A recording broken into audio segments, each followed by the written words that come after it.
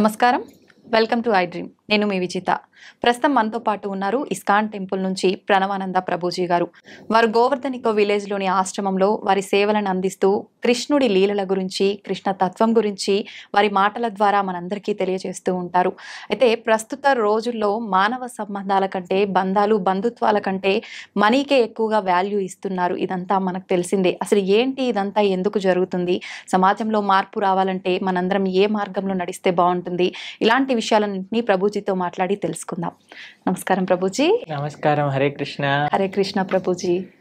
ప్రభుజీ, ప్రస్తుత రోజుల్లో చూసుకుంటే ప్రతి ఒక్కరు కూడా బంధుత్వాలు, వరసలు ఇలాంటి వాటికి అసలు వాల్యూనే లేకుండా అందరినీ పక్కన పెట్టేసి ఎంతసేపు మనీ వైపు పరిగెడుతూ ఉన్నారు. ఇలాంటివన్నీ ఎందుకు జరుగుతున్నాయి ప్రభుజీ?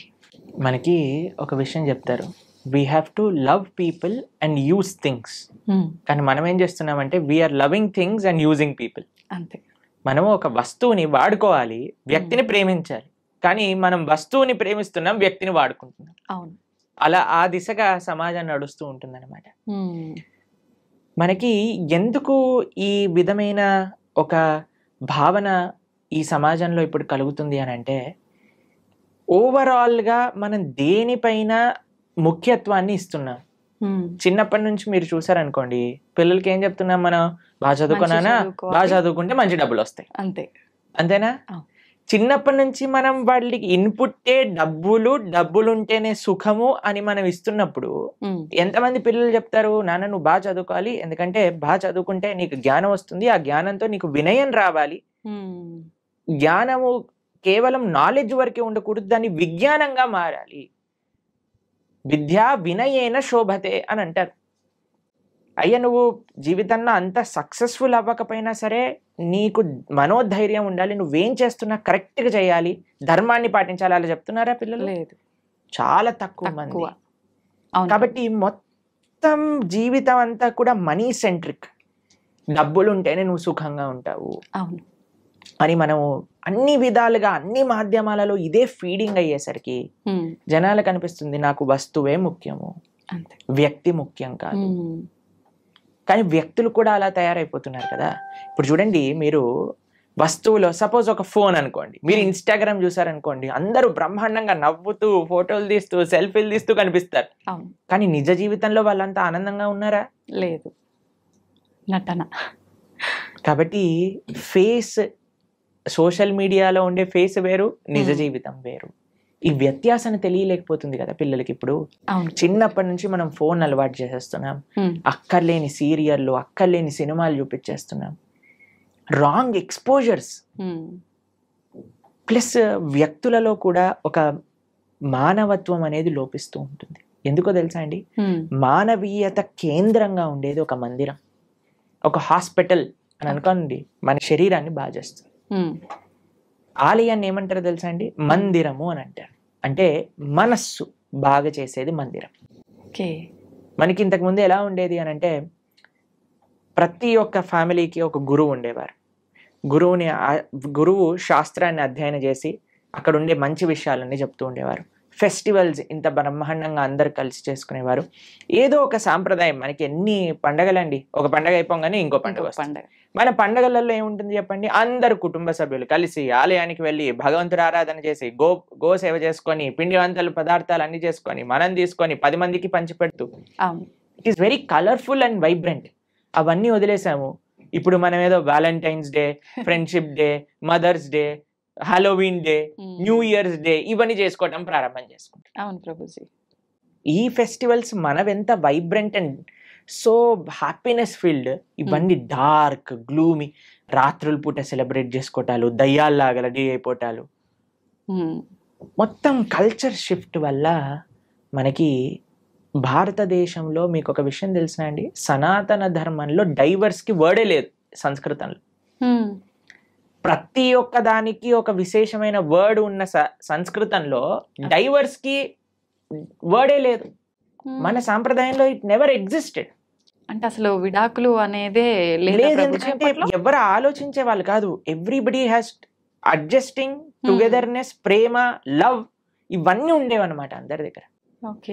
కానీ ఇప్పుడు పాశ్చాత్య సంస్కృతి ఎంత మన పైన ఇది చూపిస్తుంది అని అంటే, దాని ప్రభావం మనం ఈరోజు ఇదంతా చూస్తున్నాం అనమాట. ఓకే. కానీ మన మన నేను నాది అనే భావనను పక్కన పెట్టి సమాజం, కుటుంబం, వ్యక్తులు అనే భావన మధ్యలోకి వచ్చిందనుకోండి, కేంద్రంగా భగవంతుడు ఉండగలిగితే ఈ సొసైటీలో, అప్పుడు చూడండి మీరు బ్రహ్మాండంగా ఉంటుంది. ఎంతో మంది ఫారెన్ ట్రావెలర్స్ భారతదేశానికి వచ్చి వాళ్ళు చెప్పిన విషయాలు మీరు అసలు చదివితే అసలు భారతదేశం ఎలా ఉండేది, ఇప్పుడు ఎలా ఉన్నది. దీన్ని చాలా మనం చెప్పచ్చు, అరే ఇన్నిసార్లు ఫారెన్ రూల్ చేశారు కాబట్టి మనం ఇలా తయారయ్యామని.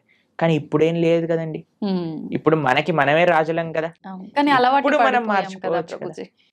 ఇప్పుడు చూడండి, ప్రతి దానికి బ్లేమ్ చేసి మనం ఎస్కేప్ అవ్వచ్చు, కానీ ఎప్పుడైతే మనం రెస్పాన్సిబిలిటీ తీసుకుంటామో అప్పుడే మార్పు అనేది వస్తుంది. నిజమే Prabhuji. So when we understand, మనకి ఎప్పుడైతే తెలుస్తుందో మార్పు అవసరం సమాజంలో అని అన్నప్పుడు మనందరం ప్రయత్నించాలి. ముఖ్యంగా చిన్న పిల్లల్ని పెంచే విధానంలో నుంచి కానీ, వాళ్ళకి మంచి సంస్కారములు ఇవ్వడానికి కానీ, తల్లిదండ్రులు వాళ్ళని వాళ్ళు పరిశీలన చేసుకొని మారటానికి కానీ, this is the right time. ఆలోచన చేసి బెటర్ లేట్ దాన్ నెవర్ అని అంటారు. కాబట్టి ఇప్పటికైనా తెలుసుకొని మనం మారగలిగితే ఒక సమాజం అనేది ఆనందంగా, ఆరోగ్యంగా ఉంటుంది. ఓకే. అయితే ప్రభుజీ, చాలా వరకు చూస్తున్నాము, మనీ వైపు పరిగెత్తడమే కాదు, చెడు వ్యసనాలకు అలవాటు పడిపోయి చాలా మంది విచ్చలవిడితనంతో క్రూరంగా బిహేవ్ చేస్తున్నారు. ఇలాంటివన్నీ జరగటానికి రీజన్ ఏమై ఉంటుందండి? డబ్బులు ఉంటే కదండి ఇవన్నీ వచ్చేది. డబ్బులు లేకపోతే ఏం చేస్తాడు? డబ్బులు, విచ్చలవిడితనం, ఈ రెండు కలిసినప్పుడు చాలా ప్రమాదకరమైనదండి. ఇప్పుడు మీకు ఒక చిన్న విషయం చెప్తా. ఇంట్లో చిన్న పిల్లవాడు అనుకో, వాడి చేతిలో కత్తి ఇస్తారా మీరు? లేదు. ఎందుకు ఇవ్వరు? వాడికి తెలియదు కదా ప్రభుజీ. దాంతో అంటే ఎలా పడితే అలా ఆడుకునే వస్తువులాగా ట్రీట్ చేస్తాడు, ఏదో ఒక ప్రమాదం జరుగుతుంది. అంతే కదండి, డబ్బులు కూడా అలాంటిదే. ఓకే. విలువ తెలియదు. డబ్బులు, విచ్చలవిడితనము కానీ మనం ఏర్పాటు చేసామనుకోండి, ఇంకా వాడి భవిష్యత్తు నాశనం అయిందనే చెప్పుకోవచ్చు. కాబట్టి మేము ఇంజనీరింగ్ చదివేటప్పుడు కూడా మేము చూసాం, ఎవరైతే పేరెంట్స్ కొద్దిగా స్ట్రిక్ట్గా, కంట్రోల్డ్గా, డిసిప్లిన్డ్గా వాళ్ళ పిల్లలతో విచ్చలవిడితనంగా ఉండకుండా వాళ్ళని కంట్రోల్లో పెట్టారనుకోండి, వాళ్ళు అప్పటికి వాళ్ళకి కష్టం అనిపించినా, ఎందుకు మా అమ్మ నాన్న ఇలా చేస్తున్నారు అని అనిపించినా, but they were on a right track. కానీ ఎవరికైతే విచ్చలవిడితనం ఇచ్చేసారో, ఎవరికైతే డబ్బులు అడగంగానే ఇచ్చేయటం ప్రారంభం చేశారో, ఏం లెక్క ఏమంటామంటే దెర్ ఇస్ నో అకౌంటబిలిటీ. అలా చేసామనుకోండి, పిల్లలు అన్ని రకాల వ్యసనములు, ఇప్పుడు ఐపీఎల్ మ్యాచెస్ లో బెట్టింగ్లని, తర్వాత డ్రగ్స్ అని, ఇంటాక్సికేషన్స్ అని, పబ్లని, కార్ రేసింగ్లని, అసలు ఎంత మంది ప్రాణాలు పోగొట్టుకుంటున్నారు చెప్పండి అసలు. నిజమే ప్రభుజీ. ఇవన్నీ ఎక్కడి నుంచి వస్తున్నాయి మనకి? కాబట్టి సమాజం మారాలి. కేవలం ఒక్కళ్ళని మనం తప్పు పట్టద్దు. పేరెంట్స్ మీరే తప్పు అని మనం అనలేం, టీచర్స్ మీరే తప్పు అని చెప్పలేం. ప్రతి ఒక్కళ్ళు ఒక్కొక్క ప్రయత్నం వాళ్ళ వైపు నుంచి చేయాలి. మీడియా మీ వైపు నుంచి ప్రయత్నం చేయాలి, సాధువులుగా మేము మా ప్రయత్నం చేయాలి, తల్లిదండ్రులుగా వాళ్ళ ప్రయత్నం చేయాలి, టీచర్స్గా వాళ్ళ ప్రయత్నం చేయాలి, గవర్నమెంట్గా వాళ్ళ ప్రయత్నం చేయాలి. అప్పుడే ఈ సమాజం మెరుగుపడుతుంది. కాబట్టి ఒక్కళ్ళు ప్రయత్నం చేయటం కంటే అందరం కలిసి చేయగలిగితే మంచిది. ఓకే. కాబట్టి మీరు ఇలాంటి ప్రోగ్రామ్ చేస్తూ, ఇలాంటి ప్రశ్నలు అడుగుతూ జనాలలో ఒక మంచి భావనను నింపడానికి ప్రయత్నం చేస్తున్నారు కదా. కాబట్టి మీ మీడియా వైపు నుంచి మీరు మీ బాధ్యత కరెక్ట్గా చేస్తున్నారు. అలా అందరూ కూడా వాళ్ళ వాళ్ళ బాధ్యతను సక్రమంగా నిర్వర్తిస్తే this world will be the beautiful place to live. లేకపోతే మనం మళ్ళీ ఎక్కడ న్యూస్ పేపర్ చూసినా ఇక్కడ ఇలా అయిపోయింది, టీవీ ఆన్ చేస్తే వాడు అలా చేసుకున్నాడు, వీళ్ళు ఇలా అయిపోయింది అని ఎంత సాడ్ న్యూస్ అండి. హ్యాపీ న్యూస్లు ఎంత ఉంటాయి చెప్పండి న్యూస్ పేపర్.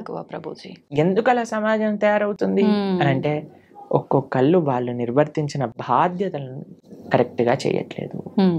ఎవ్రీబడి, ప్రతి ఒక్కళ్ళు కూడా నేను, నాది, నా సుఖము అని ఆలోచిస్తున్నారు. కాబట్టి దాన్ని పక్కన పెట్టి క్రమశిక్షణ, ధర్మం అనేది ఎప్పుడైతే ముందుకు వస్తుందో అప్పుడు సమాజం మొత్తం కూడా కరెక్ట్ అవుతుంది. ఓకే. అయితే ప్రభుజీ, మీరు ఇందాక అన్నారు, అంటే పేరెంట్స్ చిన్నప్పటి నుంచే పిల్లలతో స్ట్రిక్ట్గా ఉండుంటే అప్పటికి ఇబ్బంది అనిపించిన తర్వాత ఒక కరెక్ట్ వేలో వెళ్తారు అని చెప్పి. ఇప్పుడు జనరేషన్ పిల్లల్ని చూసుకుంటే పేరెంట్ అట్లా స్ట్రిక్ట్గా ఉంటే నా పేరెంట్స్ ఎప్పుడు ఇట్లానే చేస్తారు అని చెప్పి డిప్రెషన్లోకి వెళ్ళిపోయే వాళ్ళని కూడా చాలా మందిని చూస్తున్నాం కదా ప్రభుజీ. స్ట్రిక్ట్గా ఉండమని నేను చెప్పట్లేదండి, బ్యాలెన్స్డ్గా ఉండండి అని చెప్తున్నాను. ఓకే. స్ట్రిక్ట్నెస్ కి బ్యాలెన్స్డ్ గా ఉండడానికి చాలా వ్యత్యాసం ఉన్నది. ఇప్పుడు మనకి అదే చెప్తున్నా, చిన్నప్పటి నుంచి మీరు వాడికి విచ్చలవిడితనాన్ని ఇచ్చేసి గారాబం చేసేసి సడన్ గా ఒకరోజు నేను ఇప్పటి నుంచి స్ట్రిక్ట్ గా ఉంటాను అంటే కుదరదండి. ఆ ట్రైనింగ్ పిల్లలకి, పేరెంటింగ్ అనేది చాలా ముఖ్యం. పేరెంటింగ్ అసలు ఒక పిల్లల్ని ఎలా పెంచాలి అని తల్లిదండ్రులు నేర్చుకోవాలి. లైక్ ఇప్పుడు మీకు ఒక విషయం చెప్తాను, ప్రీ మ్యారేజ్ కౌన్సిలింగ్స్ అని జరుగుతున్నాయి తెలుసా మీకు? అసలు పెళ్లి చేసుకునేది ఏంటి, దాని బాధ్యత ఏంటి, తర్వాత ఏమి ఇబ్బందులు వస్తాయి, దాన్ని ఎలా ఎదుర్కోవాలి అని పెళ్లికి ముందే నేర్పిస్తున్నారు. దీనికి రెడీయా అంటేనే పెళ్లి చేయాలి. నిజంగా నేను చెప్తున్నాను, ప్రీ మ్యారేజ్ కౌన్సిలింగ్స్ అనేది చాలా ముఖ్యం ఇప్పుడు. అలా ప్రీ మ్యారేజ్ కౌన్సిలింగ్ చేసి ఎలా అయితే పెళ్లి చేస్తున్నారో, దాని తర్వాత పిల్లల్ని పెంచే ముందు, పిల్లల్ని కనే ముందు పేరెంటింగ్ కూడా మనం నేర్చుకోవాలి. దాని తర్వాతనే ఒకళ్ళ బాధ్యత తీసుకోవాలి. శాస్త్రం కూడా అదే చెప్తుందండి. ఒకళ్ళని నువ్వు మంచి మార్గంలో పెట్టి వాళ్ళ జీవితాన్ని తరింపజేస్తాను అనే అంతవరకు నువ్వు తల్లిదండ్రులు అవ్వకూడదు అని చెప్తుంది. జననీన సస్యాత్ పితాన సస్యాత్ అని శాస్త్రం చెప్పింది. సో మనకేం తెలియకుండా పిల్లలు కనేసి వాళ్ళని ఏదో పనిచేస్తున్నాం కదా అని పెంచేసి వాళ్ళని ఒక చెడు మార్గంలో తీసుకెళ్తే అది మన తప్పు అవుతుందండి. కాబట్టి మనం మంచిగా శాస్త్రం ఏం చెప్తుంది, ధర్మం ఏం చెప్తుంది, అసలు ప్రతి దానికి everybody has their roles and responsibilities, అది మనం అర్థం చేసుకోవాలి. దాంట్లో పేరెంట్స్ కూడా వాళ్ళ కర్తవ్యాలు ఏంటి, పిల్లల్ని ఏ మార్గంలో పెంచాలి. నిన్న మేము వెళ్తూ ఉన్నప్పుడు మా ఒక చిన్న డాన్స్ స్టూడియో కనిపించింది అనమాట. అయితే అందులో చిన్న చిన్న పిల్లలు ఉన్నారు అండ్ వాళ్ళకి తెలుగు మూవీ సాంగ్స్ పైన డాన్స్ స్టెప్పులు నేర్పిస్తున్నారు అనమాట, చిన్న పిల్లలు. అది చూస్తే నాకు ఎంత బాధేసిందంటే, ఎంత వల్గర్ డాన్స్ స్టెప్స్ చిన్న పిల్లలకి.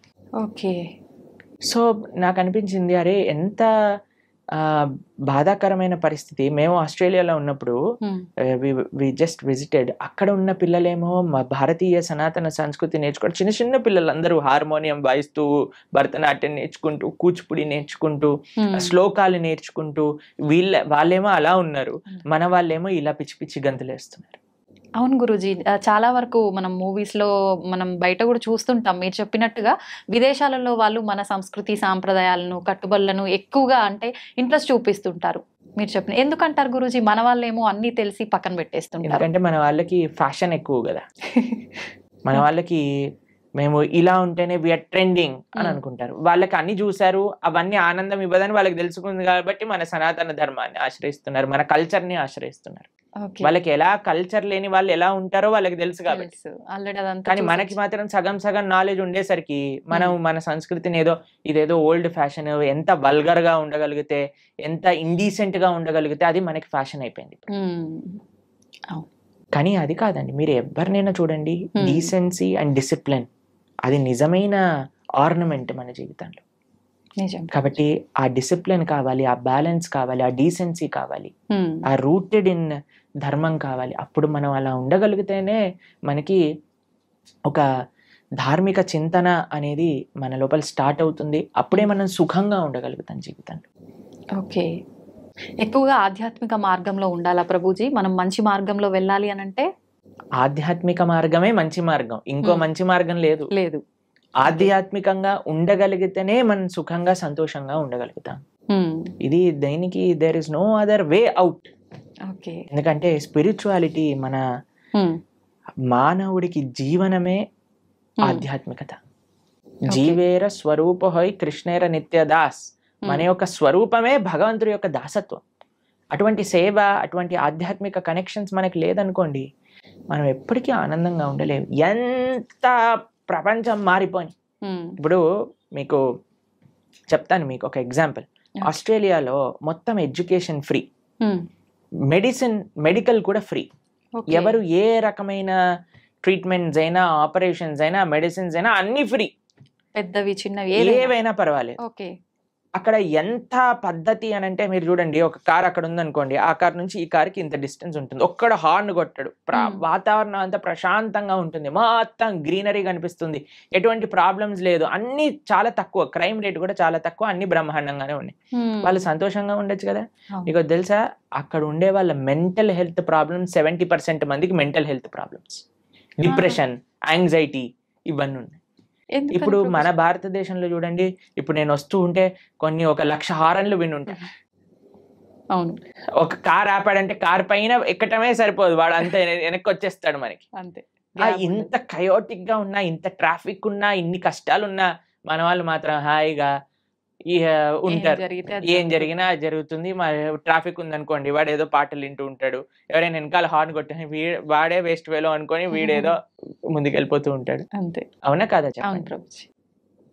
కాబట్టి ఏంటి మీకు మరి సమాజంలో అంత పద్ధతి, అంత డబ్బులు, అంత బాగున్నాయి దేశం, మరి అక్కడ అందరూ ఆనందంగా ఉండొచ్చు కదా, ఎందుకు వాళ్ళకి మెంటల్ హెల్త్ ప్రాబ్లమ్స్ అని అంటే కేవలం ఫెసిలిటీస్ మనకి ఆనందాన్ని ఇవ్వలేదు. ఓకే. కేవలం అన్ని బాగుంటే, అన్ని విద్య వైద్య అన్ని రంగాలు కూడా బ్రహ్మాండంగా ఉంటే మనకి సుఖ సంతోషాలు వస్తాయి అనేది పెద్ద అబద్ధం. మనం అదే భ్రమలో ఉన్నాం. మనం దానికోసమే మనం బ్రతుకుతున్నాం. క్వాలిటీ ఆఫ్ లివింగ్ పెంచుకుంటే ఏమవుతుందా? అలా కాదండి. ఫస్ట్ క్వాలిటీ ఆఫ్ హార్ట్ పెంచుకోవాలి, క్వాలిటీ ఆఫ్ మైండ్ పెంచుకోవాలి. ఓకే. అది నేర్పించేదే ఆధ్యాత్మికత. ఆధ్యాత్మికత అంటే ఏంటండి? ది క్రక్స్ ఆఫ్ ఆధ్యాత్మికత. ఒకడు బాధలో ఉన్నాడంటే వాడి బాధని నీ బాధగా స్వీకరించు. ఒకడు ఆనందంలో ఉన్నాడు, ఎదుగుతున్నాడు అంటే వాడి ఆనందంలో నీ ఆనందాన్ని చూసుకో. కానీ ఇప్పుడు సమాజంలో ఎవరైనా ఎదుగుతున్నాడు అనుకోండి, కిందికి లాగేయాలి. ఎవరైనా బాధపడుతున్నాడు అనుకోండి, మంచి అయింది వీడికి. ఈ భావనలు ఎందుకు వచ్చేస్తున్నాయి? ఎందుకు అని అంటే మనము మనందరి యొక్క తండ్రి అయిన భగవంతుడిని మర్చిపోయాం. ఇప్పుడు చూడండి, అన్నతమ్ముళ్ళు ప్రేమతో ఉన్నారనుకోండి, ఆ ఇల్లు ఎంత బాగుంటుంది. ఎందుకు అని అంటే వాడికి తెలుసు, నువ్వు నా చెల్లివి, నువ్వు నా అన్నవి, నువ్వు నా తమ్ముడివి. ఎందుకు అని అంటే వాడు వాళ్ళ అమ్మా నాన్న దగ్గర నుంచి విన్నారు, అయ్యా నీ తమ్ముడురా, నీ అన్నయ్యరా, చెల్లిరా. అమ్మా నాన్నల పైన గౌరవం ఉందనుకోండి, అది తోబుట్టువుల పైన గౌరవం పట్ల మారుతూ ఉంటుంది. మనం ఏం చేస్తున్నాము అని అంటే all Indians are my brothers and sisters అనండి. All Indians are my brothers and sisters అన్నారు. బ్రదర్స్ అండ్ సిస్టర్స్ ఎప్పుడు అవుతారండి? ఒక తల్లికి పుట్టినప్పుడే కదా, ఒక తండ్రికి పుట్టినప్పుడే కదా. ఆ భగవంతుని మనం మర్చిపోతున్నాం. కానీ భగవంతుడి సెంటర్ లోకి వచ్చారనుకోండి, all Indians are my brothers and sisters కాదు, అన్ని లివింగ్ ఎంటిటీస్ కూడా మన బ్రదర్స్ అండ్ సిస్టర్స్ అయిపోతారు. ఎవరిని మనం బాధ పెట్టాం, ఎవరిని మనం హానిపరచాలి అనుకోము, ఎవరు బాధపడుతున్నా మనం చూడలేకపోతాం, ఎవరికి ఎంత తోచినంత సహాయం మనం చేయగలుగుతాం. ఆ భావన ఆధ్యాత్మిక భావన మనకిస్తుంది. కాబట్టి ఆధ్యాత్మికత, spirituality is most necessary in this world. అది వస్తే ఇంకా ఎటువంటి భౌతికంగా అటు ఇటు ఉన్న వ్యవస్థ మనం కానీ ఆనందంగా ఉండగలుగుతాం, మనం కానీ సుఖంగా ఉండగలుగుతాం, మనం షెల్టర్డ్గా ఉండగలుగుతాం. ఇది లేకుండా బయట ఎన్ని మంచి విషయాలు ఉన్నా సరే మనసు మాత్రం పరిపరి విధాలుగా ఆలోచన పెడుతూనే ఉంటుంది, ఇబ్బంది పెడుతూనే ఉంటుంది. ప్రభుజీ, ఎక్కువగా భగవంతుని నమ్మిన వాళ్ళకి, భగవంతునికి ఎక్కువ చేరువలో ఉన్న వాళ్ళకి ఇబ్బందులు వస్తాయని అంటుంటారు కదా ప్రభుజీ, మామూలుగా వింటూ ఉంటాము. అదంతా ఎంతవరకు నిజం అంటారు? అసలు నిజంగా భగవంతుడి దగ్గర ఉన్న వాడికి కష్టాలు రావు అనేది ఎంత అబద్ధమో, భగవంతుడి దగ్గర ఉన్న వాళ్ళకి ఎక్కువ కష్టాలు వస్తాయి అనేది కూడా అంతే అబద్ధం. ఈ ప్రపంచంలో అందరికీ కష్టాలు సుఖాలు వచ్చి తీరుతాయి. ఇప్పుడు చూడండి, నేను చెప్పాను అనుకోండి, ఈ సంవత్సరం ఎండాకాలం లేదు, మీరు నమ్ముతారా? ఎలా సాధ్యపడుతుంది ప్రభుజీ? పడదు కదా. నేను చెప్పాను అనుకోండి, ఈ సంవత్సరం ఓన్లీ ఎండాకాలం ఉంటుంది, వర్షాకాలం ఉండదు, చలికాలం ఉండదు అని అంటే మీరేమంటారు? ఓ బాగుంది, చాలా బ్రహ్మాండంగా ఉంటుంది. వినటానికి బాగుంది, కానీ ఎలా జరుగుతుంది? అంతే కదా. అలా ఉండదు కదండి. వర్షాకాలం వచ్చినప్పుడు చలికాలం వస్తుంది, చలికాలం అయిపోయాక ఎండాకాలం వస్తుంది, ఎండాకాలం అయిపోయాక మళ్ళీ చలికాలం వస్తుంది, వర్షాకాలం వస్తుంది. ఇది ప్రపంచంలో అందరికీ తెలిసిన విధం.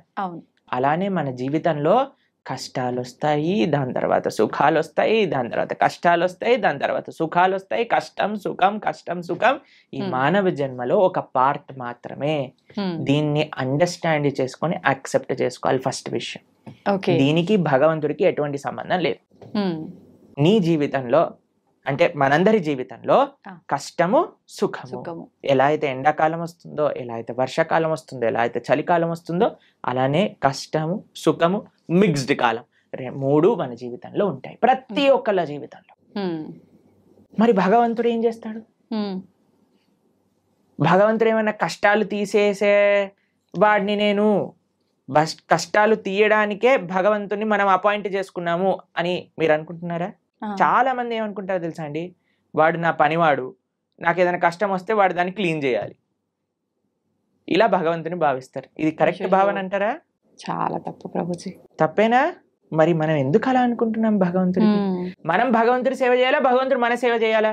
మనమే భగవంతునికి సేవ. మరి మనం ఆలయానికి వెళ్ళి చేస్తున్నాం, నాకు ఈ కష్టం వచ్చింది నువ్వు ఇది చేసేసాయి అంతే అని భగవంతుని మన సేవలో పెట్టుకుంటున్నాం. మనం ఎంత తెలివైన వాళ్ళని చూడండి. మనం భగవంతుడు కష్టాలు ఇవ్వడు, భగవంతుడు కష్టాలు తీసేయడు. భగవంతుడు కష్టాలలో దాన్ని ఎదుర్కొనే ధైర్యాన్ని ఇస్తాడు. ఓకే. కష్టం రూపంలో మనకేదన్నా మనం చెడు మార్గంలోకి వెళితే భగవంతుడు ఒక కష్టాన్ని సృష్టించి మనల్ని కాపాడుతాడు, ఎక్కువ ప్రమాదం జరగకుండా. అంతేకాని మనల్ని ఎప్పుడూ భగవంతుడు కష్టాలు పెట్టడు, కష్టాలని ఆపడు. మీకు ఒక ఎగ్జాంపుల్ చెప్తా. నిన్నే మేము టీవీలో చూసాము. ఒక అమెరికాలో అట ఒక ఫ్లైట్ లో 2 సీట్లు ఖాళీగా ఉన్న సీట్లు ఒక్కసారిగా దే బ్లూ ఆఫ్, పేలిపోయాయట ఫ్లైట్ లో.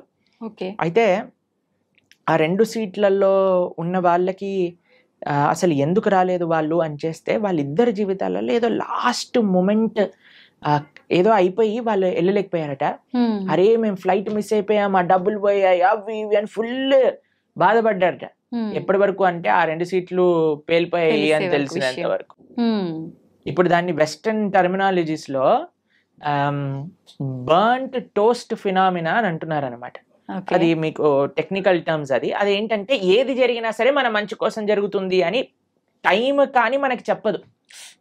ఇప్పుడు మనకి ఈ రోజు ఈ కష్టం వచ్చింది అని అనుకున్నా, ఇప్పుడు సపోజ్ మనకి కాలు ఇరిగింది అని మనం అనుకున్నా, ఒక యాత్రకి వెళ్ళలేదు, తర్వాత తెలిసింది ఆ యాత్ర బస్సే బోల్తా పడిపోయింది. ఇప్పుడు ఏం కాలు ఇరగటం బెటరా, బస్ నుంచి కింద పడిపోవటం బెటరా? కాలు ఇరగటమే బెటర్, అంతే కదండి. కాబట్టి మనకి ఈ రోజు దేవుడా నాకెందుకు అలా చేసావు, నాకెందుకు ఈ అన్యాయం చేసావు అని అంటే వెయిట్ చేయి స్వామి, నీకే తెలుస్తుంది దేవుడు నీకు అన్యాయం చేయలేదని. మనకు ఆ ఓపిక లేదంటే, ఓపిక లేదు, అర్థం చేసుకోగలిగే ఆలోచన లేదు. మనకేంటి వెంటనే అయిపోవాలి, ఇది నాకు ఇలా 2 minutes లో మ్యాగీ రెడీ అయిపోయింది, 2 minutes లో నాకు కష్టం ఎందుకు పోవట్లేదు అని మనం తయారైపోయినాం.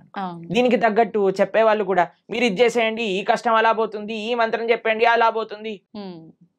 అది దట్ ఈస్ నాట్ ప్రాక్టికల్ అండి. దుఃఖాలయం అశాశ్వతం. ఈ ప్రపంచంలో దుఃఖాలు వస్తాయి, దాన్ని ఎదుర్కొనే ధైర్యం కోసం భగవంతుని ఆశ్రయించు. రాముడిగా వచ్చాడు భగవంతుడు, రాముడికి కష్టాలు రాలేదా అండి? మీరు ఒకసారి రాముడి దగ్గరికి వెళ్ళి, రామా నాకు అసలు ఏ కష్టాలు రావద్దు జీవితంలో అంటే పాపం రాముడు ఏమనుకుంటాడండి, నేనే అన్ని కష్టాలు పడ్డాను, నువ్వు నాకే కష్టాలు వద్దు అని అడుగుతున్నావా నా దగ్గరకు వచ్చి అని కూడా చెప్పండి. జనాలు ఏం చేస్తున్నారంటే అండి, ఇప్పుడు ఇక్కడ కష్టం తీరకపోతే దేవుని మార్చేస్తున్నారు. దేవుని మార్చడం కాదు, మొత్తం ఏకంగా ధర్మాన్ని మార్చేస్తున్నారు. దేవుళ్ళని తిట్టడము, మళ్ళీ ఎందుకు నిన్ను పూజించాలి అది ఇది మామూలుగా తిట్టారు ప్రభుజీ. అంటే చేసేదేమో నువ్వు, అనేదేమో భగవంతుని. ఎంత విచిత్రం చెప్పండి. నీ కర్మలకి నువ్వే బాధ్యుడివి. నువ్వేదైతే తప్పు చేసావో అది నీ జీవితంలో కష్టంగా వచ్చి తీరుతుంది. దాన్ని ఎదుర్కో, దాన్ని అనుభవించు, అప్పుడే ఆ కర్మ పోతుంది. కాబట్టి ఇప్పుడు ఒక చిన్న పిల్లవాడు చదువుకోలేదండి, ఎగ్జామ్ లో ఫెయిల్ అయ్యాడు. ఇప్పుడు ఓయ్ నాకు టీచర్ తక్కువ మార్కులు ఇచ్చింది అందుకే నేను ఫెయిల్ అయ్యా అని అంటే మనం ఏం చేస్తామండి, ఒరే నువ్వు ఇప్పుడు ఏం చేయలేవురా, మళ్ళీ చదువుకొని ఇంప్రూవ్మెంట్ రాయాల్సిందే, ఆ ఇయర్ క్లియర్ చేయాల్సిందే, అది నీ బాధ్యత, చదువుకోవాల్సిందే. కాబట్టి వాడే కష్టపడాలి, వాడే చదవాలి, వాడే ఎగ్జామ్ రాయాలి, వాడే పాస్ అవ్వాలి. అలానే మనకి ఎవ్వరు మోటివేషన్ ఇవ్వగలుగుతామంటే ఈసారి బాగా చదువుకో, ఇంకొద్దిగా వాటికి ఒక ట్యూషన్ పెట్టించగలం తల్లిదండ్రులుగా, నీ పక్కనే ఉండి ధైర్యం చెప్పగలం, అంతే కదా. మన భగవంతుడు చేసే పని. నువ్వు నీ కష్టాన్ని నువ్వు దాటుతూ ఉండు, నేను నీ వెంట ఉంటా. ఆ ధైర్యం భగవద్భక్తి మనకిస్తుంది. కాబట్టి ధర్మాన్ని మార్చేసే వాళ్ళు ఒక్కసారి ఆలోచన చేయండి. తల్లిదండ్రుల్ని మార్చుకోమా. వేరే వాళ్ళ తల్లిదండ్రులు ఏదో కొత్త బ్యాగ్ కొనిచ్చారు, స్పైడర్ మ్యాన్ బ్యాగ్ కొనిచ్చారు, మా అమ్మ నాన్న స్పైడర్ మ్యాన్ నేను వాళ్ళ ఇంటికి వెళ్ళిపోతా అని వెళ్ళిపోతామా? ఎంత సిల్లీయో, ఎంత worst thing to do in life. అలానే మన ధర్మాన్ని వదిలేసి వేరే ధర్మాలకి ఏదో కష్టాలు పోతాయి, మాకు కష్టాలు తీర్చేవాడు దేవుడే కాదు. మీకు ఒక విషయం తెలుసా అండి? అవునా ప్రభుజీ? ఎవరైనా చెప్పారనుకోండి ఇది చాలా పవర్ఫుల్, మొత్తం కష్టాలని పోతాయి, అక్కడికి అస్సలు వెళ్ళకూడదు. ఎందుకని ప్రభుజీ? ఎందుకు అని అంటే ఇప్పుడు కష్టాలు పోయాయి అనుకోండి, మన కర్మ ఎప్పుడో ఒకసారి మన కర్మ అనుభవించాల్సిందే కదా. ఈ రోజు కాకపోతే రేపు తప్పదు. కాబట్టి నీ కష్టం ఈ రోజు మాయమైపోయింది అని అనుకోండి, ఈ రోజు మాయమైపోతుంది, రేపు వస్తుంది, దాన్ని నువ్వు తప్పించుకోలేవు. ఓకే. అంటే మనం చేసుకునే కొన్ని పుణ్య కార్యాల వల్ల మన పాపాలు తొలగిపోయే అవకాశం ఉంటుంది అని అంటారు కదా ప్రభుజీ. ఇంకొక దాంట్లో విషయం చెప్తాను. భాగంగా పుణ్యము మంచి పనులు పుణ్యాన్ని ఇస్తాయి, చెడు పనులు పాపాన్ని ఇస్తాయి. ఓకేనా? పుణ్యం సపరేట్ గా అనుభవించాలి, పాపం సపరేట్ గా అనుభవించాలి. పుణ్యం ఎక్కువ చేసేస్తే పాపాన్ని అది తొలగించదు. అర్థమైందా మీకు? Okay okay. ఇప్పుడు పుణ్యం ఏదైతే ఉందో దాన్ని మీకు స్వర్గానికి తీసుకెళ్తుంది అని అనుకోండి, పాపం ఏదైతే ఉందో దాన్ని మీకు నరకానికి తీసుకెళ్తూ ఉంది అనుకోండి. మీరు ఎక్కువ పుణ్యం చేసేస్తే ఈ పుణ్యం వెళ్ళి పాపాన్ని ఇది చేసేదన్నమాట. పుణ్యం పుణ్యం ఖాతానే, పాపం పాపం ఖాతానే. ఈ రెండూ పోవాలి, ఈ రెండుతో మాకు పని లేదు అని అన్నప్పుడు మనం భగవంతుడికి శరణాగతి చేయాలి, భగవంతుడి యొక్క భక్తి చేయాలి. అప్పుడు మనకి పుణ్యంతో సంబంధం ఉండదు, పాపంతో సంబంధం ఉండదు. భగవంతుడిని ఆశ్రయించడం, భగవంతుడిని చేరుకోవటం, ఇది భక్తి మార్గము అని అంటే. కాబట్టి ఫస్ట్ పాపాచరణ మానుకోవటం మనుష్యత్వం, మనుష్యత్వంలో పుణ్యాచరణ, మంచి మనిషిగా మారటం, మంచి మనిషిగా మారిన తర్వాత ధర్మాన్ని తెలుసుకొని భక్తిని ఆశ్రయించి భక్తుడుగా మారటం. ఇట్లా 3 స్టేజెస్ ఉన్నాయి. కాబట్టి ఫస్ట్ స్టెప్ ఇస్ పాపాన్ని పక్కన పెట్టండి, పాపాచరణ తప్పు. దాని తర్వాత నెక్స్ట్ స్టేజ్ మంచి మనిషిగా మారటం, మంచి మనిషిగా మారాక ధర్మం గురించి, దేవుడి గురించి తెలుసుకోవటం, భగవంతుని ఆశ్రయించటం. అప్పుడు మనకి పాపంతో సంబంధం ఉండదు, పుణ్యంతో సంబంధం ఉండదు, భగవంతుడితో మాత్రమే సంబంధం ఉంటుంది. అలా సాధ్యపడుతుందా ప్రభుజీ అట్లా ఉండడం? తప్పకుండా. ఇప్పుడు చూడండి, రోడ్డు పైన మురికి నీళ్ళు ఉన్నాయనుకోండి, ఒక మనం బకెట్ల మురికి నీళ్ళు రోడ్డు పైన పడేసాం అనుకోండి, మీరు మధ్యాహ్నం కల్లా వచ్చారనుకోండి, అక్కడ ఒక్క చుక్క నీరు కూడా ఉండదు. ఎందుకు చెప్పండి? సూర్యుడు మొత్తం లాగేస్తాడు, అన్నిటినీ ఎవాపరేట్ చేసేస్తాడు, అంతేనా? పెద్ద పెద్ద నదులే ఎవాపరేట్ అయిపోతాయి. సూర్యుడికి ఆ శక్తి లేదా? అలానే భగవంతుడికి కూడా ఆ శక్తి ఉంది. భగవంతుడిని ఆశ్రయించినప్పుడు, భగవంతుడికి శరణాగతి, భగవంతుడు చెప్పిన మార్గాన్ని, అలా దేవుడి దగ్గరికి వెళ్ళి 10 రూపాయల టికెట్ ఇచ్చి, అయ్యా నీకు అర్చన చేయించేసా, నా పాపాన్ని తీసేసాయి, ఇలా బిజినెస్ ట్రాన్సాక్షన్ కాదండి. మనస వాచ కర్మన భగవద్ మార్గంలో మనం నడిచినప్పుడు, భగవంతుడికి శరణాగతి చేసినప్పుడు, ఆయన మన దగ్గర ఉండే ఎటువంటి కర్మ బ్యాగేజ్ నైనా సరే ఆయన మొత్తం డిసపియర్ చేసేయగలరు. అది భగవంతుడికి ఉండే శక్తి. ఎప్పుడు మనం నిజమైన భక్తి మార్గంలో నడిచినప్పుడు, అది ముఖ్యం. ఓకే. హడావిడి హంగామాలు ఆర్భాటాలు చేస్తుంటారు మామూలుగా, భగవంతుడి విషయంలో వచ్చేసరికి అవన్నీ కాకుండా మనస్ఫూర్తిగా మనం దైవ మార్గంలో ఉండాలి. హంగామా, హడావిడి, ఆర్భాటం ఎందుకు చేయకూడదు? చేయొచ్చా గురుగారు? ఎందుకు చేయకూడదు అని అడుగుతున్నాను. ఒక మ్యారేజ్ డే మనం సెలబ్రేట్ చేసినప్పుడు, 25th మ్యారేజ్ యానివర్సరీ ఓ పెద్దగా గందరగోళం చేసేసినప్పుడు, పిల్లవాడి ఫస్ట్ బర్త్డే ఇంత పెద్దగా చేసినప్పుడు, ఒక పెళ్లికి కొన్ని లక్షల కోట్లు ఖర్చు పెట్టేసినప్పుడు, భగవంతుడికి పూజ మాత్రం ఎటువంటి ఏమీ చేయకూడదు, స్వామికి దాలియాలు కట్టకూడదు. మన వాళ్ళు ఇప్పుడు మొన్న మాకు ఒక వీడియో పంపించారు, ఒక ఫేమస్ యాక్ట్రెస్ బాలీవుడ్ లో అంటుంది, నేను టాయిలెట్ కైనా డబ్బులు ఇస్తాను కానీ గుడి కట్టడానికి డబ్బులు ఇవ్వను అని. ఎందుకు అంత?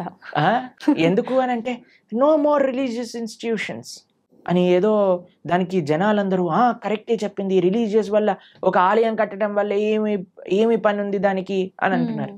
ఎందుకంటే అందరు ఇలాంటి మెంటల్ గా తయారవుతారు.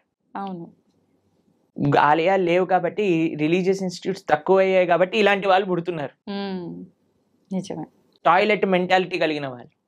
అదే ఆలయానికి ఇచ్చుంటే, భగవంతుడికి ఇచ్చుంటే మంచి మనస్తత్వం ఉన్న వాళ్ళు పుట్టేవారు. ఇలాంటి వాళ్ళని ప్రపంచంలో ఎవరు గుర్తుండరండి. ఒక 10-15 ఏళ్ల తర్వాత ఎవరిని దే విల్ నాట్ రిమెంబర్. కానీ మనం ఇప్పటికీ గుర్తు పెట్టుకునేది ఎవరిని అని అంటే, శివాజీ మహారాజ్ లాంటి రాజులని, ఎవరైతే ధర్మం కోసం కాపాడారు, దేశం కోసం ప్రయత్నం చేశారు, దేశం కోసం, దైవం కోసం, సమాజం కోసం.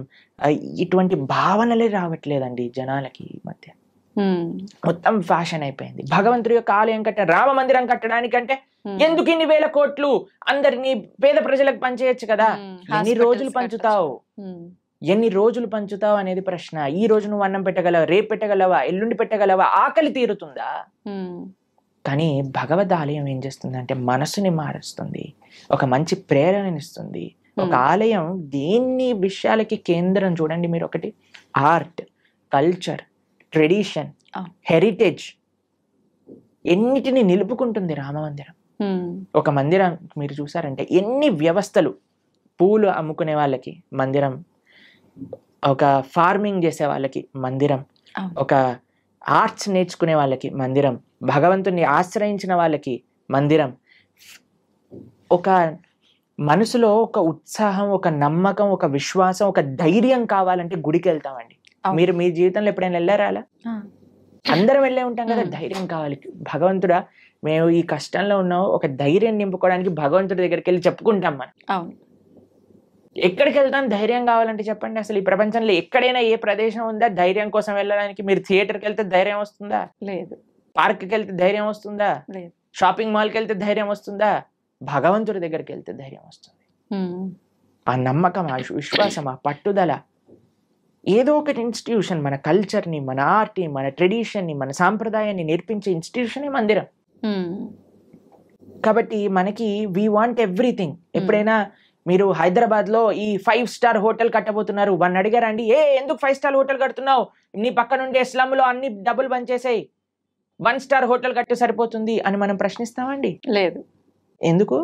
మనకు కావాలి. ఎవరైనా 700 crores 1000 crores పెట్టి మూవీస్ తీస్తే వాడికి వెళ్ళి చెప్తామా, ఒరే నువ్వు ఈ మూవీ తీయకరా, మేమందరం ఏం పర్వాలేదు, చూడకపోయినా పర్వాలేదు, నువ్వు 1000 కోట్లు పనిచేసే జనాలకి అని చెప్తారా అండి ఎవరైనా?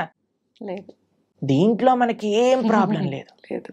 కానీ ఎప్పుడైతే భగవంతుడికి ఏదన్నా సేవ చేస్తున్నారనుకోండి, భగవంతుడికి అభిషేకం చేస్తే వెంటనే పాలేంటి అని అంటారు. నేను చూసానండి, సినిమా హీరోల కట్అవుట్లకి పాలాభిషేకాలు చేస్తూ ఉంటారు. రాజకీయ నాయకులకి, కరెక్ట్ రాజకీయ నాయకుల విగ్రహాలకు పాలాభిషేకం. అప్పుడేమైంది మన నీతి? మనకు నచ్చిన పని చేస్తే తప్పులేదు. మీరు చూసారండి ఇప్పుడు కొత్తగా ఈ ట్రెండ్ లో ఏమంటామంటే ఆ న్యూ ఇయర్ పార్టీలు అవి ఇవి అని చేసుకుంటారు కదా, దాంట్లో షాంపైన్ బాటిల్స్ లోంచి షాంపైన్ అంతా ఇలా పోతూ ఉంటుంది చూసావా? అప్పుడు నీకు డబ్బులు వేస్ట్ కాదే, 5,000 10,000 ఎంత ఉంటాయో మనకు తెలియదు, కానీ ఆ బండిటిని నేల కొరగటంలో నీకేం తప్పులేదు, పిచ్చి గంతులు వేయటంలో నీకు తప్పులేదు, పబ్బులు కట్టడంలో తప్పులేదు, రెస్టారెంట్స్ కట్టడంలో తప్పులేదు, మాల్స్ కట్టడంలో తప్పులేదు, సినిమా థియేటర్లు కట్టడంలో తప్పులేదు, మందిరం మాత్రమే తప్పు. ఎందుకంటే భగవంతుడు మంచివాడు కాబట్టి. పాపం వాడు ఏమన్నది కదండి, నవ్వుతూ అలా నించుంటాడు. భగవంతుని కూడా తప్పట్లే. భగవంతుడిని ప్రేమతో ఉండే వాళ్ళ దగ్గర ఆయన ఉంటారండి, అది వేరే విషయం. ఆయన ఏం ఎక్స్పెక్ట్ చేయట్లేదు మనం ఇంత పెద్ద గుడి కడతాం అంత గట్టు, అది మన కృతజ్ఞత. కాబట్టి జనాలు అందులో ఆర్భాటాలు వద్దు అని కేవలం భక్తిలో అనుకుంటే తప్పు. లేదండి మాకు మా జీవనమే సరళం, మేమే ఒక మ్యారేజ్ డే వచ్చింది అనుకోండి, ఆలయానికి వెళ్ళి దండం పెట్టుకుంటాం. అలానే భగవంతుడి యొక్క ఉత్సవం వచ్చినా ఆలయానికి వెళ్దాం. లేదండి మేము మ్యారేజ్ డే మాత్రం ఒక 2-3 లక్షలతో చేస్తాము, కానీ కృష్ణాష్టమికి మాత్రం 100 రూపాయలు ఖర్చు పెడతాం. అది తప్పు. ఇక్కడ ఇక్కడ చూపించే వ్యక్తిత్వం గురించి మాట్లాడుకోవట్లేదండి. కేవలం నేను చూపించడానికే పూజ చేస్తా అనటం తప్పు. కానీ భగవంతుడికి ప్రేమతో నేను ఇంత గొప్పగా చేసుకోగలుగుతాను అని అనుకోవటంలో తప్పేమీ లేదు. చేసుకోవచ్చు, కానీ మన హృదయంలో ఆ భక్తి, ఆ ప్రేమ అనేది ఉండాలి. ఓకే, ఏమంటారు మీరు? నిజమే ప్రభుజీ, ఉండాల్సిందే. చాలా తక్కువ మందిలో ప్రభుజీ రాను ఇంకా అంటే ఎక్కువ ఆధ్యాత్మిక మార్గంలో భగవంతునికి దగ్గరగా ఉండాలంటే ఎక్కువ అంటే ఏమంటారు సెంటిమెంట్లు, కండిషన్లు ఎక్కువ ఉండాల్సిందేనేమో అని చెప్పి లిమిట్ లో అని అందరు జనాల్ని ఒక మబ్బెలో పెట్టేశారు. కానీ మీరు మనందరం కలిసి ఇంకా ప్రజలలో ఆ చైతన్యాన్ని తీసుకొని రావాలి. అవును, భక్తి అంటే కేవలం sentiments, rules, regulations, conditions, impositions కాదు. భక్తి అంటే ఎంతో సరళమైన, సున్నితమైన, ఆనందకరమైన, ఉత్సాహకరమైన, మనశ్శాంతిని ఇచ్చే ఒక ప్రాసెస్ అని మనందరం కలిసి జనాలకి చెప్పినప్పుడు అప్పుడు మాత్రమే వాళ్ళు నిజమైన భక్తి అంటే ఏంటో అర్థం చేసుకోగలిగే స్థితిలోకి వస్తారు. నిజమే ప్రభుజీ. ఇంకా ఇంటర్వ్యూస్ చేయాలి ఇలా. తప్పకుండా చేద్దాం ప్రభుజీ, మార్పు మనతోటే మొదలు పెడదాం. ఓకే, అయితే ప్రభుజీ నేటి అల్ట్రా మోడర్న్ జనరేషన్ వాళ్ళకి కృష్ణతత్వాన్ని అనుసరించాల్సిన ఆవశ్యకత ఎంతవరకు ఉంది ప్రభుజీ? ఏ జనరేషన్ వాళ్ళకైనా కృష్ణుని, భగవంతుణ్ణి అనుసరించాల్సిన అవసరం ఉన్నది. ఎలా అయితే మనకి ఓషన్ లో ఉండే బోట్స్ కి మీరు లైట్ హౌస్ అని ఉంటుంది తెలుసు కదా, అక్కడ నుంచి లైట్ వస్తుంది. ఆ లైట్ ని చూస్తే వాళ్ళకి ఎక్కడికి వెళ్ళాలి అనే విషయం అర్థం అవుతుంది. లేకపోతే ఎక్కడ నేల ఉంది, ఎక్కడ మనం దాటచ్చు ఈ సముద్రాన్ని అనేది తెలియదు. ఇప్పుడు మనందరికి ఒక లైట్ హౌస్ లాంటి వాడు అన్నమాట. భగవంతుడు, భక్తి, గురువు, శాస్త్రము ఇవన్నీ ఒక లైట్ హౌస్ లాంటిది. మనందరం ఈ సంసారంలో బోట్ సముద్రంలో చూసారండి, ఎలా ఇలా పైకి ఇటు ఊపుతుంది అటు ఊపుతుంది, సామాన్లన్నీ కింద పడిపోతూ ఉంటాయి. అవును, అలా మన పరిస్థితి కూడా అలానే ఉంది. మానసికంగా, వ్యక్తిగతంగా, ఎమోషనల్, ఫిజికల్, మెంటల్ అన్ని స్టేట్ లో వీఆర్ ఆల్ డిస్టర్బ్డ్. కానీ ఎప్పుడైతే ఆ లైట్ హౌస్ మనకు కనిపిస్తుందో, భగవత్ తత్వము అనేది ఏదైతే మనం తెలుసుకుంటామో, అప్పుడు మనకి హోప్ ఉంటుంది జీవితంలో. ఇక్కడ ఒడ్డు ఉన్నది, ఇక్కడికి వెళ్తే మేము సురక్షితంగా ఈ సముద్రం నుంచి బయట పడగలుగుతాము అని. కాబట్టి ఏ అల్ట్రా మోర్డన్ అయినా, ఎటువంటి వాళ్ళైనా సరే, అందరికీ శరణు భగవంతుడు. కాబట్టి ఎప్పుడైతే ఆ కేంద్రం మనకి ఉందో జీవితంలో, మంచి ధర్మం, సమాజ సేవ, దేశ సేవ, భగవత్ సేవ అనే కేంద్రం వైపు ఎప్పుడైతే మనందరం నడుస్తామో, అప్పుడు ప్రతి ఒక్కళ్ళలో ఆధ్యాత్మికత, ఆ ఆనంద భావన అనేది కలుగుతుంది. కానీ ఇప్పుడు ప్రస్తుత సమాజంలో మోర్డన్, అల్ట్రా మోర్డన్ అన్నారు కదా మీరు, ఎంత అల్ట్రా మోర్డన్ అయితే అంత అల్ట్రా ప్రాబ్లమ్స్ వస్తున్నాయి. ఇది నిజం ప్రభుజీ. ఎప్పుడైనా మీరు డిప్రెషన్ అనేది విన్నారా అండి? మేమైతే మా టైంలో డిప్రెషన్ ఏంటి, మెంటల్ హెల్త్ ఇష్యూస్ ఏంటి, ఈ సైకాలజిస్ట్, సైకియాట్రిస్ట్ దగ్గర 3,000, 4,000 రూపాయలు వారానికి ఖర్చు పెడుతున్నారు ఇప్పుడు చిన్న యూత్ లో ఉండే పిల్లలకి. చిన్న చిన్న పిల్లల డిప్రెషన్. ఇప్పుడు ఎవరికి తెలియదు అసలు ఈ మెంటల్ హెల్త్ ప్రాబ్లమ్స్ ఏంటి అనేది, ఎప్పుడు వినలేదు. ఒకళ్ళు చెప్పారు, ప్రభుజీ మేము వెళ్ళి మా అమ్మకి చెప్పాను నాకు డిప్రెషన్ ఉందంటే, నువ్వు పారాసెటమాల్ వేసుకో తగ్గిపోతుంది అని చెప్పిందట వాళ్ళ అమ్మ. ఎందుకంటే పాపం తెలియదు కదా ఎవరికి మెంటల్ హెల్త్ అంటే ఏంటి, డిప్రెషన్ అంటే ఏంటి అని. అలాంటిది భారతదేశం ఎంత మీరు అల్ట్రా మోడర్న్, సూపర్ మోడర్న్ అవుతుంటే అంత మనకి mental health problems, physical health problems. ఇప్పుడు చూడండి, ఎవరిని అడిగినా సరే నాకు ఇవి, నాకు అవి అని చెప్తున్నారు. ఇంతకు ముందు అలా మీరు చూసారండి మీ వయసులో? ఎప్పుడైనా మీరు ఎప్పుడైనా మెంటల్ హెల్త్ విన్నారా మీ చిన్నప్పుడు? మేము డిప్రెషన్ లో ఉన్నామండి, స్ట్రెస్ లో ఉన్నామండి, యాంగ్జైటీలో ఉన్నామని ఎప్పుడైనా విన్నారా మీరు? అలాంటి పదాలు ఎందుకు? మీరు అల్ట్రా మోడర్న్ సొసైటీలో లేరు కాబట్టి. ఇప్పుడు ఎందుకు వినాల్సి వస్తుంది? అల్ట్రా మోడర్న్ సొసైటీ తయారైంది కాబట్టి. కాబట్టి ఎంత మనం మన సంస్కృతిలో మన ఫౌండేషన్, ఇప్పుడు చూడండి, ఫౌండేషన్ స్ట్రాంగ్ ఉంటే బిల్డింగ్ ఉంటుంది. ఫౌండేషన్ వీక్ ఉంది అనుకోండి, బిల్డింగ్ కదిలిపోతుంది. మనకి ఇప్పుడు ఫౌండేషన్ వీక్ ఉంది. పెద్ద పెద్ద స్కై స్క్రేపర్ బిల్డింగ్లు కట్టేస్తున్నాం, కానీ ఫౌండేషన్ లేదు కదా, ఎప్పుడు కూలిపోతుందో తెలియదు. ఫౌండేషన్ ఏంటి? అదే ఆధ్యాత్మికత. మీరు ఎంత పెద్ద బిల్డింగ్ కట్టుతున్నారు అన్న దాంతో మీరు అల్ట్రా మోడర్న్ అవ్వండి, సూపర్ అల్ట్రా మోడర్న్ అవ్వండి, super super super duper ultra modern అవ్వండి, నో ప్రాబ్లం. కానీ నీ ఫౌండేషన్ ని చూసుకో, బేస్ ఎలా ఉంది. బేస్ కానీ ఆధ్యాత్మికత కానీ ఉంటే మీరు ఎంత పెద్ద బిల్డింగ్ కట్టినా అది స్ట్రాంగ్ గా ఉంటుంది. కాబట్టి we are concerned about the foundation. We are not concerned about what you are doing. కానీ ఏ భావనతో చేస్తున్నాము, దేన్ని ఫౌండేషన్ చేసుకొని మన జీవితంలో ఎదుగుతున్నాము అనేది మనకి ముఖ్యం. ఇప్పుడు అంటే మాట్లాడుకోవడం వరకు బాగానే ఉంటుంది ప్రభుజీ, చెప్తాము, వింటారు, వదిలేస్తారు. నిజంగా మనం ఆధ్యాత్మిక మార్గంలోకి తీసుకురాగలమంటారా ఈ ప్రస్తుతం ఉన్న సమాజంని? తప్పకుండా. ఎవరైతే సిన్సియర్ గా ఉంటారో, మా జీవితంలో మేము భగవంతుడికి చేసే ఆ చిన్నపాటి సేవలో ఎంతో మంది జీవితాలు మారటం మేము స్వయంగా చూసాం. అంతేందుకంటే మా జీవితం కూడా మారింది కదా, మేము ఒకళ్ళని విన్నందుకు వల్ల, మా గురువుని మేము ఆశ్రయించి అనేది చెప్పే మంచి విషయాలను సీరియస్ గా తీసుకోవటం వల్ల కదా నా జీవితం మారింది. లేదా ఈ సమయంలో నాకు 28 years, ఇప్పుడు నేను ఏదైనా చేస్తుండేవాడిని, కానీ మా జీవితం మారింది అని అంటే, ఇప్పుడు నేను మారినప్పుడు ఎందుకు మారలేరు 10 మంది? కాబట్టి మా జీవితంలో మేము ఎన్నో వేల మంది జీవితాలను మార్చి మంచి మార్గంలో వెళ్ళటం మేము స్వయంగా మా సొంత జీవితంలో చూసాం. అది శాస్త్రవాకు. ఎవరైతే భగవంతుడి గురించి మంచి హృదయంతో భగవంతుడు ఇచ్చిన మెసేజ్ ని యాక్సెప్ట్ చేస్తారో జీవితంలో, వాళ్ళు తప్పక మారతారు. That is not difficult thing at all. కేవలం మంచి విషయాలు మనం వినగలగాలి, మంచి వాళ్ళ సత్సంగంలో ఉండగలగాలి, మంచి ఆధ్యాత్మిక పుస్తకములు చదవగలగాలి, మన మంచి ఆహారాన్ని స్వీకరించటంతో పాటు మంచి అలవాట్లు అన్నీ మనకు ఉండగలిగితే తప్పకుండా మారుతాం. And we will change for good and we will be all happy. Prabhuji, ఆధ్యాత్మిక మార్గంలో నడిస్తే అంత మంచే జరుగుతుంది, ఆ మార్పు అనేది మొదలవ్వాలి అనుకున్నాం. అసలు నిజంగా ఆధ్యాత్మికం వైపు వెళ్ళాలి అన్న ఆలోచన కలిగే వాళ్ళు కొంతమంది ఉంటారు ఇలాంటి మాటలు విన్న తర్వాత. అటువంటి వాళ్ళ ఆలోచన విధానము అనేది ఏ రకంగా ఉంటే బాగుంటుంది గురుజీ? ఫస్ట్, ఆధ్యాత్మిక మార్గంలో మొట్టమొదటి అడుగు శ్రవణం. శ్రవణం కీర్తనం విష్ణు స్మరణం పాద సేవనం అర్చనం వందనం దాస్యం సాఖ్యమాత్మ నివేదనం అని ప్రహ్లాదుడు భాగవతంలో చెప్తాడు. మొట్టమొదటి అడుగు శ్రవణం. ఇప్పుడు ఎవరికైనా ఆధ్యాత్మిక మార్గం అంటే ఏంటి తెలుసుకోవాలి అని అనుకుంటున్నారు అనుకోండి, అసలు ఆధ్యాత్మిక మార్గంలో నేను ఎలా ఉండాలి, ఒక బేసిక్ బుక్ అనేది మనకి సనాతన ధర్మానికి ఒక పుస్తకం, ఒక మాన్యువల్, ఒక మెషిన్ కొన్నాం అనుకోండి ఒక మాన్యువల్ కావాలి కదండి.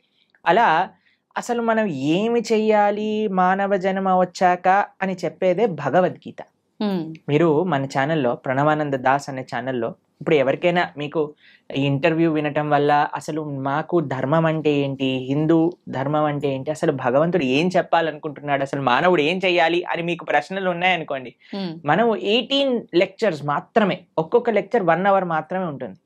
ప్రణవానంద దాస్ ఛానల్లో మీరు వెళ్ళి ప్లేలిస్ట్ లో భగవద్గీత అని మీరు చూసారనుకోండి, కేవలం సింపుల్ 18 లెక్చర్స్. ఇప్పటి వరకు సుమారుగా 8 లక్షల మంది పైగా ప్రవచనాలు విని ఉన్నారు ఆల్రెడీ. కాబట్టి మీరు జస్ట్ దాన్ని 18 లెక్చర్స్ వినండి, 1 to 18 కంప్లీట్ చేసే లోపల మీకు మొత్తం క్లారిటీ వస్తుంది జీవితంలో మనం ఏం చేయాలి. It is very simple. దాని తర్వాత ఫస్ట్ స్టెప్ శ్రవణం అయిపోయాక మెల్లమెల్లగా ఒక్కొక్క అడుగు మిమ్మల్ని ముందుకు తీసుకెళ్తుంది ఆ శ్రవణం యొక్క శక్తి వల్ల.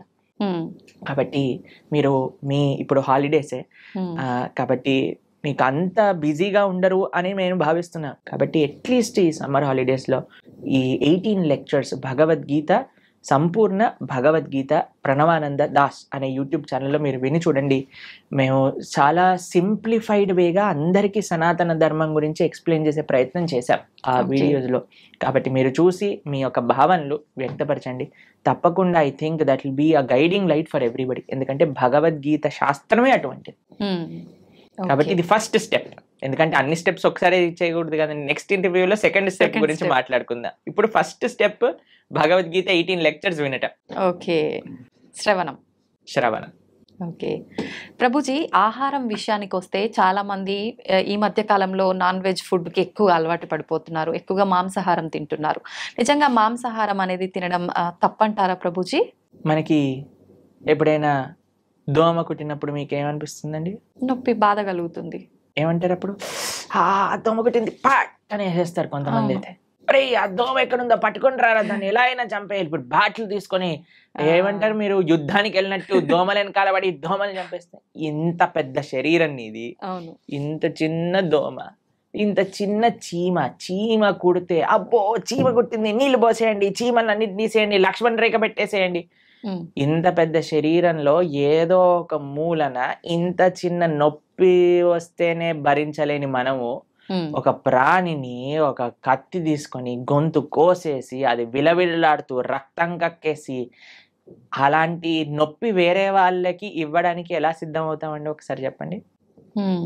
ఏమంటారు మీరు? రైట్ అంటారా?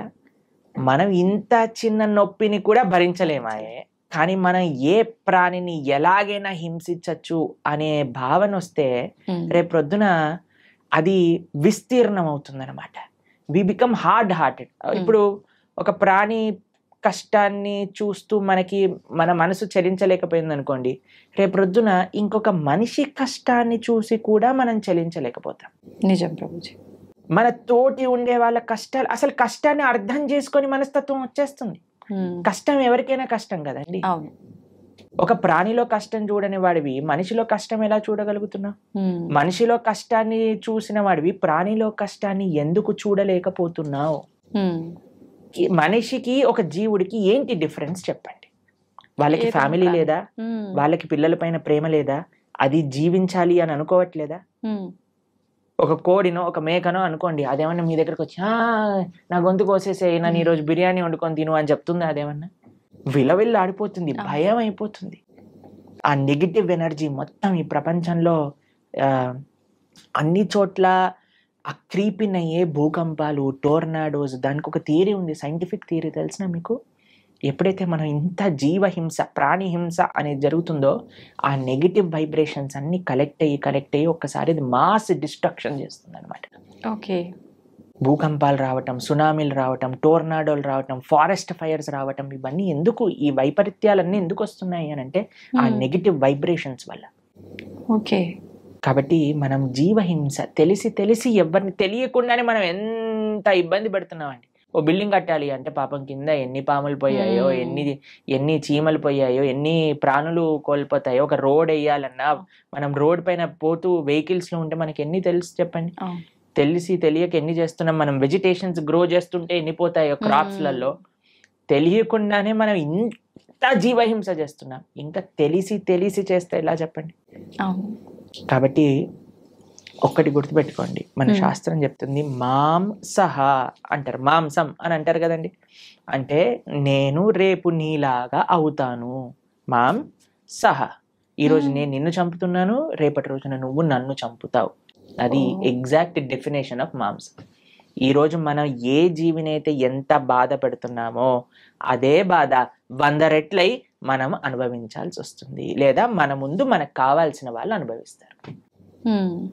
కాబట్టి మనం అది ఒక ఎన్వైరన్మెంటల్ పర్స్పెక్టివ్గా చూసినా, ఇప్పుడు మ్యాక్సిమం 60% ఆఫ్ వెజిటేషన్ మొత్తం కూడా ఈ ఫార్మ్లో ఉండే యానిమల్స్కి తినిపించడంలో పోతుంది.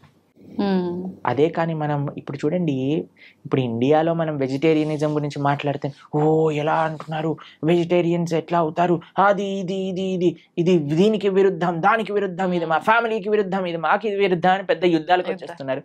ఫారినర్స్ అందరు వీగన్ కల్చర్ విన్నారా మీరు ఎప్పుడైనా? వీగనిజం అని పెరిగిపోతుంది అక్కడ. ప్లాంట్ బేస్డ్ డయట్, యానిమల్ ఉన్న దాన్ని వాళ్ళు టచ్చే చేయరనమాట, దాన్ని వీగన్ అని అంటారు. మొత్తం మీరు చూస్తే, మేము ఆస్ట్రేలియా మెల్బోర్న్ లో ఒక వీగన్ స్ట్రీట్ అని ఉంది, మొత్తం స్ట్రీట్ అంతా వీగన్ రెస్టారెంట్స్ అక్కడ. అమెరికాలో అన్ని చోట్ల ఇప్పుడు వీగనిజం పెరిగిపోయింది. మీరు ఎక్కడికి వెళ్ళినా సరే వీగన్ అని చెప్తే మీకు ఒక్క డైరీ ప్రోడక్ట్ కూడా టచ్ చేయరు వాళ్ళు. అలాంటి స్ట్రిక్ట్ వెజిటేరియన్ డైట్ ని వీగనిజం అని అంటారు అనమాట. కాబట్టి పాశ్చాత్య దేశస్తులు, దానికి ఏం ఆధ్యాత్మికత అవసరం లేదండి నాన్ వెజిటేరియన్ ఆపేయడానికి, మనుష్యత్వం ఉండాలంతే. ఒక మనిషిగా నేను బాధపడుతున్నాను, ఇంకొక ప్రాణిని బాధ పెట్టకూడదు.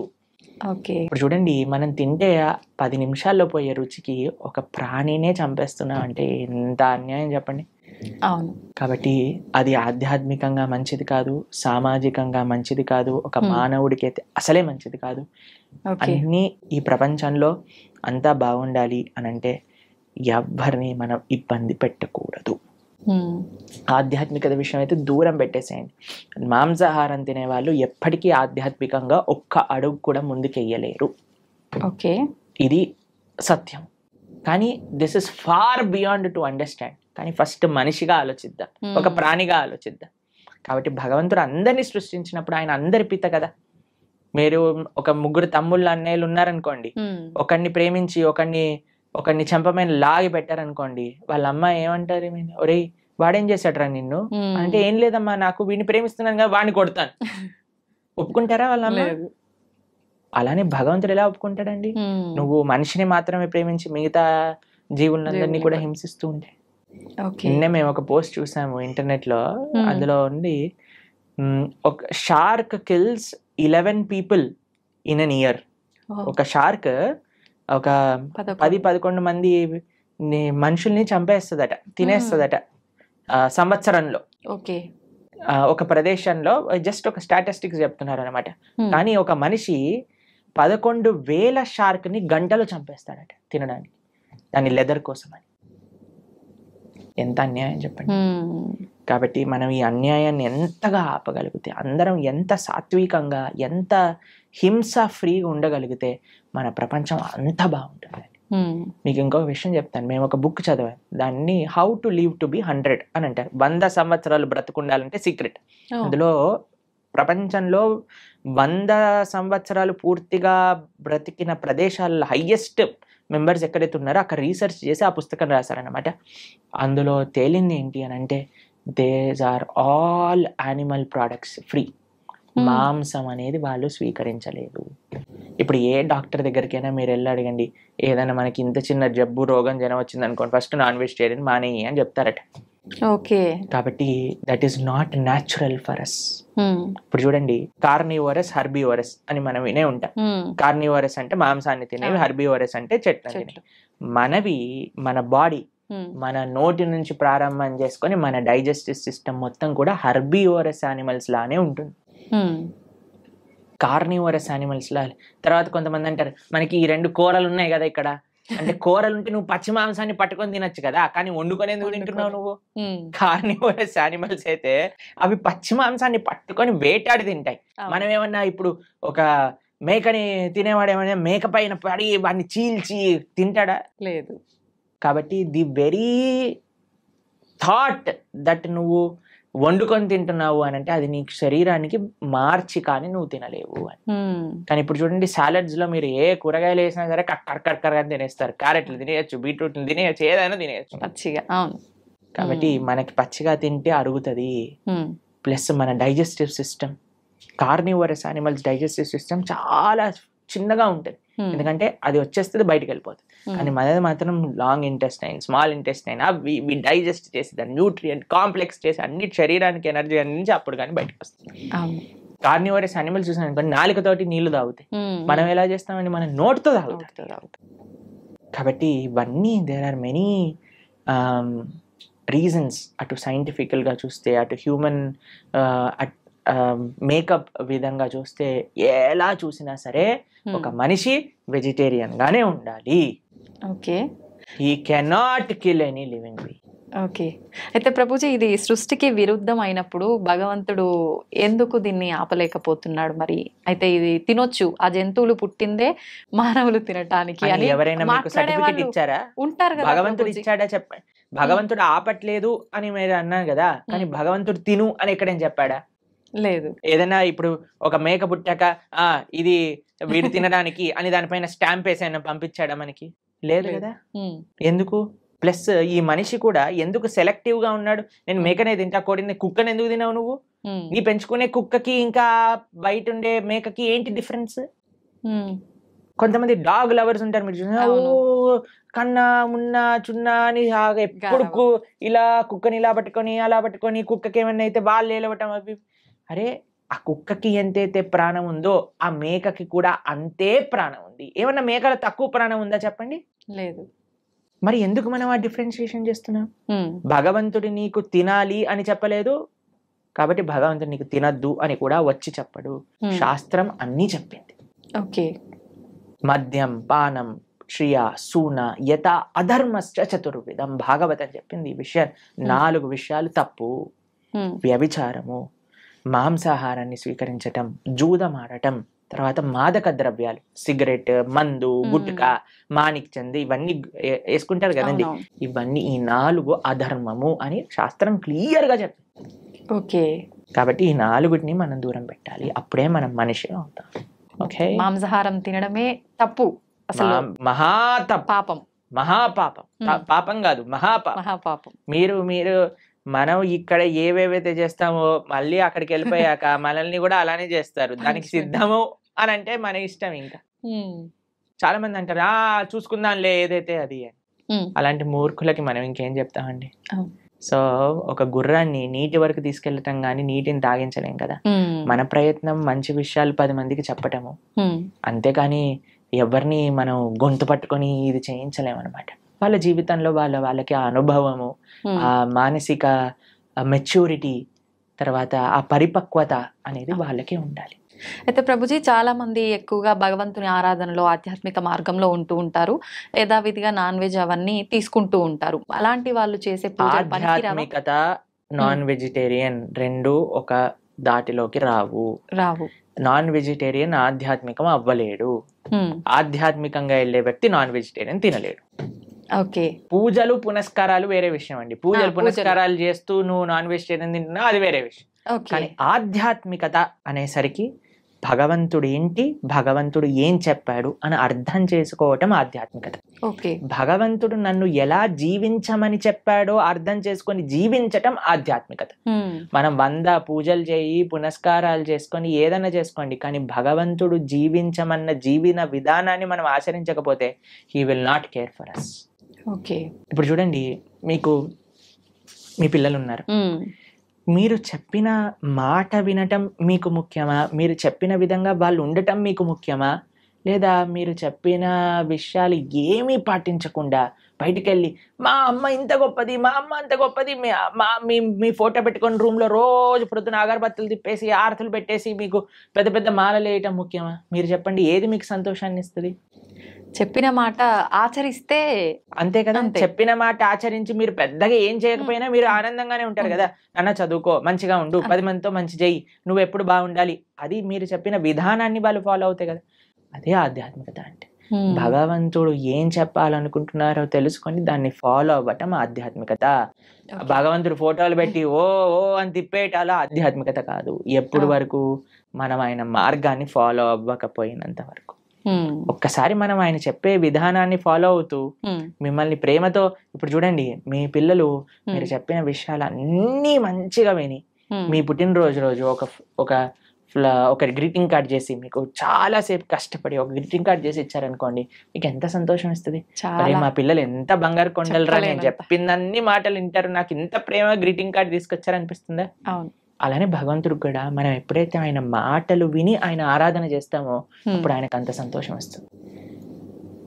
మీ మాటలు ఎప్పుడు వినకుండా, మిమ్మల్ని ఎప్పుడు పట్టించుకోకుండా బర్త్డేకి మాత్రం పెద్ద గిఫ్ట్ తీసుకొచ్చాయి, ఏంది ఈ గిఫ్ట్, అరే కనీసం ఎవడు అడిగాడు నిన్ను అని అంటారు, అంతే కదా. అలానే భగవంతుడు మన పూజలు కూడా అలానే అనిపిస్తాయి. ఇది ఖచ్చితంగా అందరూ తెలుసుకోవాల్సిన విషయం, అంతే కదా. అయితే ప్రభుజీ, పిల్లల టాపిక్ వచ్చింది కాబట్టి నేటి బాలలే రేపటి పౌరులు అంటారు.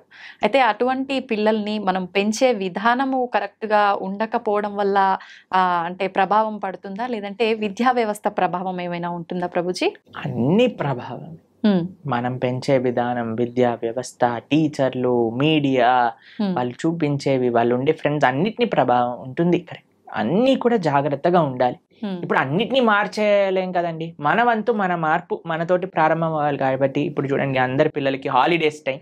ఇప్పుడు మీ హాలిడేస్ లో మీ పిల్లలకి ఏం నేర్పిస్తున్నారు? ఎన్నో మంచి ఆధ్యాత్మిక కేంద్రములలో సేవా మాధ్యమంగా సమ్మర్ క్యాంప్స్ జరుగుతున్నాయి. మన ఇస్కాన్ హైదరాబాద్ లో సమ్మర్ క్యాంప్స్ చేస్తున్నారు, మేము ఆదిలాబాద్ లో రేపు సమ్మర్ క్యాంప్ చేస్తున్నాం. పిల్లలకి కనీసం సెలవులు వచ్చినప్పుడైనా మంచిగా సేవ చేసుకునే ఒక అవకాశాన్ని ఇవ్వండి. గోశాలకి తీసుకెళ్ళండి, శ్లోకాలు నేర్పించండి, మ్యూజిక్, మన క్లాసికల్ మ్యూజిక్ నేర్పించండి, క్లాసికల్ డాన్స్ నేర్పించండి. మన కల్చర్కి ఎంత దగ్గరగా మనకి సమయం ఉన్నప్పుడు, ఇప్పుడు స్కూల్ ఉన్నప్పుడల్లా అంటే కష్టమే, కానీ అట్లీస్ట్ ఫెస్టివల్స్ టైంలలో మనకి ఇలా సమ్మర్ హాలిడేస్ వచ్చినప్పుడు, వింటర్ వెకేషన్స్ వచ్చినప్పుడు మనం ఏదైనా మంచి ఆధ్యాత్మిక ప్రదేశానికి తీసుకెళ్ళటం, అక్కడ ఉండే మంచి వ్యక్తులతో కల్పించటం, మాట్లాడించటం, వాళ్ళకి కల్చర్ని ఇంట్రడ్యూస్ చేయటం, ఇలా కానీ మన శక్తియుతంగా మనం ప్రయత్నించి, ఇప్పుడు చూడండి we can do our best. దాని తర్వాత ఇంకా వాడికి జీవితంలో ఏం చేసుకుంటారో అనేది వాళ్ళ ఇష్టం. కానీ మనము ఇవ్వకపోతే మన తప్పు అవుతుంది. కాబట్టి వాట్ వీఆర్ సేయింగ్ ఇస్, అందరు పేరెంట్స్ కూడా మీ వైపు నుంచి మీరు ప్రయత్నం చేయండి.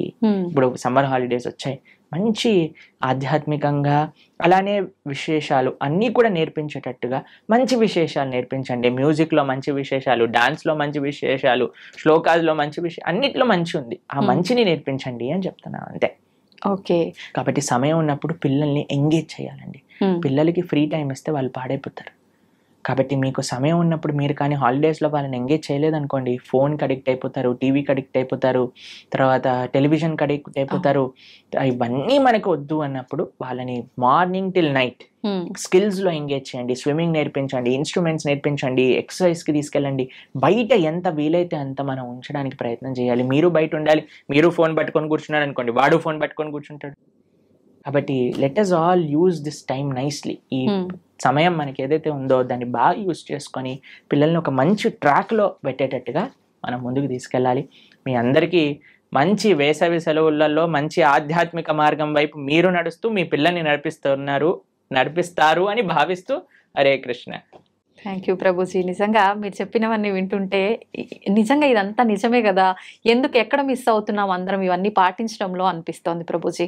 ప్రతి ఒక్కరికి కూడా అలా అనిపించాలనే కోరుకుందాం, మార్పు మొదలవ్వాలనే కోరుకుందాం ప్రభుజీ. చాలా మంచి విషయాలు తెలియజేశారు. Thank you Prabhuji. హరే కృష్ణ. హరే కృష్ణ ప్రభుజీ. హరే కృష్ణ.